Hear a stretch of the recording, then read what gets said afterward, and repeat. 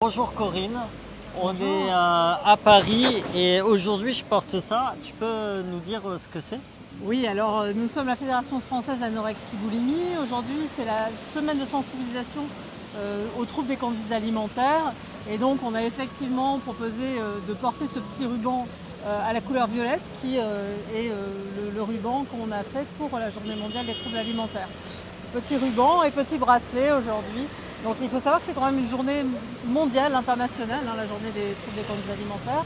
C'est le 2 juin, et comme cette année le 2 juin tombait un dimanche, on a décidé de faire une semaine complète de sensibilisation pour les troubles des conduites alimentaires. C'est quelque chose auquel moi je me suis intéressé un peu par hasard, même si j'en avais entendu parler.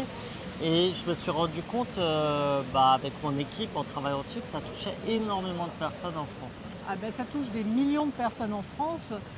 Sur les troubles alimentaires, ceux qu'on connaît le plus, l'anorexie, la boulimie, l'hyperphagie boulimique, c'est presque 1 million de personnes en France. Et surtout, ça concerne, contrairement à ce qu'on pense, tous les âges et tous les sexes. Ça concerne les enfants, les adolescents évidemment et adultes jeunes en majorité, mais aussi les personnes plus âgées. Donc c'est vraiment un sujet de santé publique qui est majeur. Ok.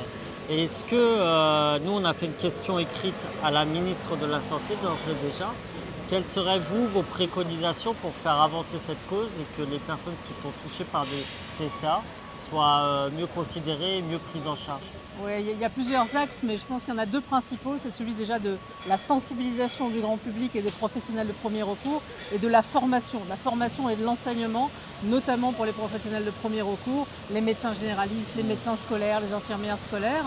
Et puis il y a un deuxième axe qui est celui de construire. Il y a vraiment une urgence à construire une filière de soins qui soit repérable, graduée et structurée et qui soit homogène sur tout le territoire national parce qu'il y a vraiment des déserts médicaux où l'accès aux soins spécialisés est quasiment impossible. D'accord. Bon bah merci. Et Merci puis nous à on vous. continue Merci de soutenir notre cause. à En tout suivre cas. ça et on va essayer de porter la cause au niveau parlementaire.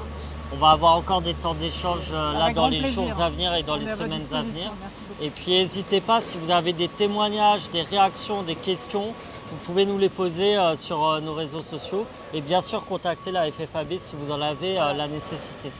Merci beaucoup.